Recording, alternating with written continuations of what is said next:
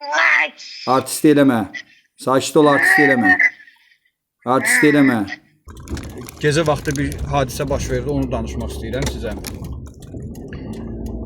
Saat 1-ə işləmiş idi. Zəng gəldi telefonuma. Bəs ki bir xanımın vəziyyəti çox pisdir. Durduğu yerdə huşunu itiribdi. Əsir, xırıldayır və s. bu kimi şeylər baş verir.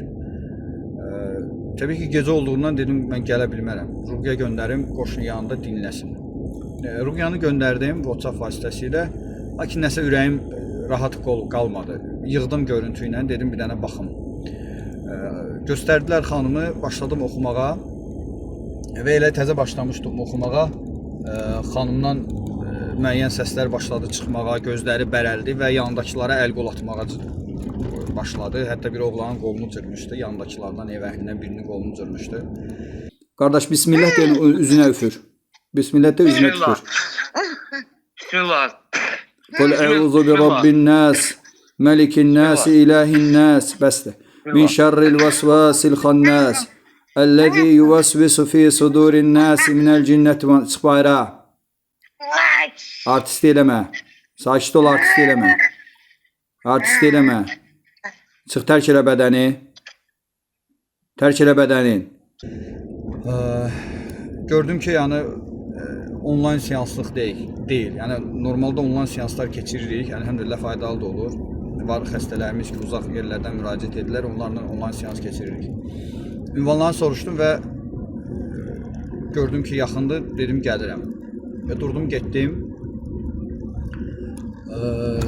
Allah həmd olsun, Allah Taala müvəffəqiyyəti ilə əlhəmdülillah bir 10-15 dəqiqə oxumaqla şükür Allaha xanım tam olaraq yəni özünə gəldi. Çünki ondan qabaq hətta nəfəs almağa şübhə altındaydı. Yəni görünmürdü ki, insan nəfəs alır. Xanım özünə gəldi, şükür Allaha və ayıldı. Ayılandan sonra bir müddət sonra da yenə biraz oxudum, sual etdim. Və belə ehtimal etdim ki, bir neçə gün bundan qabaq məclisdə olub və normaldan belə deyək də adi günlərindən daha fərqli bir şəkildə o məclisə qatılıb, yəni gözəllik baxımından, bəzənmək baxımından.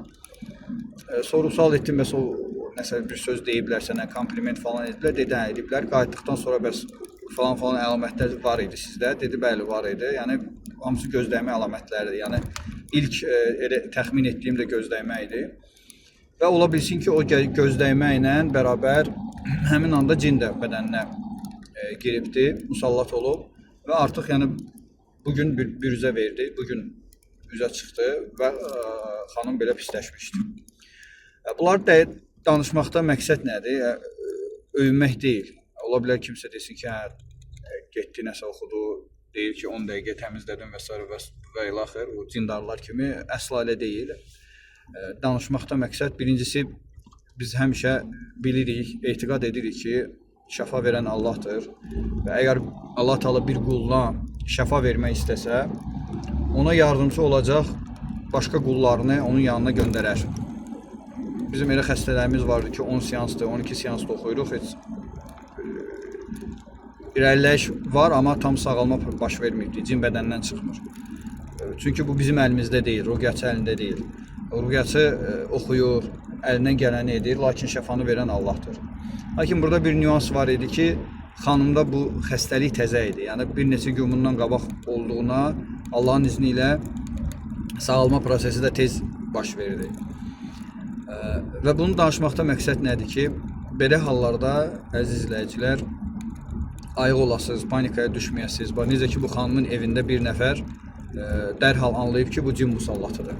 Çünki bundan qabaq müşahidə edib ki, bir dostun başına gəlib və eyni əlamətləri gördükdə bilib ki, cin musallatıdır və bir belə deyək də dindar bir tanışına müraciət edib, o da mənim nömrəmi vermişdi. Bax bu formada yəni Allah Taala müvəffəq elədi ki, gəldi ora çıxdı.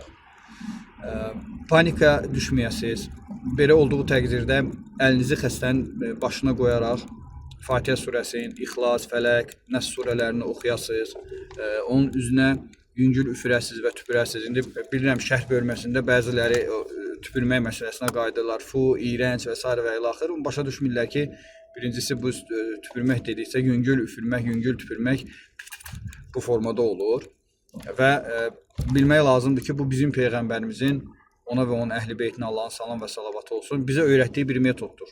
Yəni ruqya əsnasında üfürmək və yüngül tüpürmək burada böyük bir təsir var.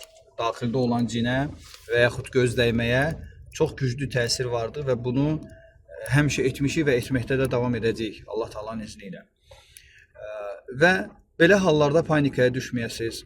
Müəyyən Quran ayətlərini oxuyasınız, bildiyiniz surələrdən oxuyasınız və tövsiyəm odur ki, əziz izləyicilər, Allah Taala hər birinizə, ailənizə afiyət, sağlıq və salamatçılıq versin və heç vaxt heç kimin ailəsində belə hadisələr baş verməsin. Lakin baş verdikdə sizin müraciət edəcəyiniz bir mütəxəssis, bir ruqyaçı olmalıdır. Və tövsiyə edirəm ki, hər biriniz ehtiyatdan hər hansı bir ruqyaçının nömrəsini özünüzdə saxlayın.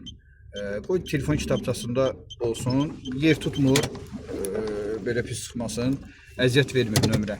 Qoy olsun ki, birdən belə bir ekstreni hallar olarsa, ona müraciət edə bilərsiniz və yaxud kiməsə lazım olsa tövsiyə edə bilərsiniz. Çox uzatmayın gecə vaxtı. Allah Taala hər birimizi xeyirlərə müvəffəq etsin. Ümid edirəm ki, bu videoda izləyicilər üçün faydalı olacaqdır. Əssalamu aleykum.